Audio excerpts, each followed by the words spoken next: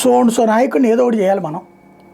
Case పెట్టాలా, FIR కట్టాలా, arrest చేయాలా, జైల్లో పెట్టాలా, దానికి ఏదో ఒకటి మీరు చూడండి అంటే అధికారులు ఆత్రపడుతున్నారు ఈ ఉన్నత ప్రమోషన్స్ కోసం, లేకపోతే మరేదైనా దానికోసం, లేదా మంచి పోస్టులో ఉండాలి అంటే తప్పనిసరిగా వాళ్ళు చెప్పినట్టు చెయ్యాలి అన్నట్టు ఉంటుంది.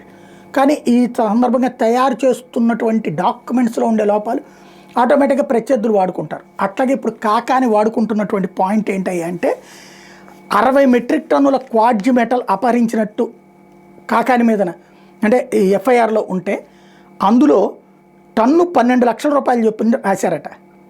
తద్వారా 7 కోట్ల రూపాయలు విలువ కట్టారట. అసలు వాస్తవంగా బహిరంగ మార్కెట్లో ఈ క్వాడ్జి ఉండేది టన్ను 20,000. ఈ లెక్కన 60 మెట్రిక్ టన్నులు కలిపితే 12 లక్షలు. దానికి ఒకవేళ పెనాల్టీ వేసినా సరే 4 రెట్లు వేసినా 80 లక్షలు అట్లాగా. ఇదివరకు పేరుని నాని బియ్యం లెక్కనే ఉంటుంది అనమాట. దానికి 2 వేయచ్చు, 3 వేయచ్చు.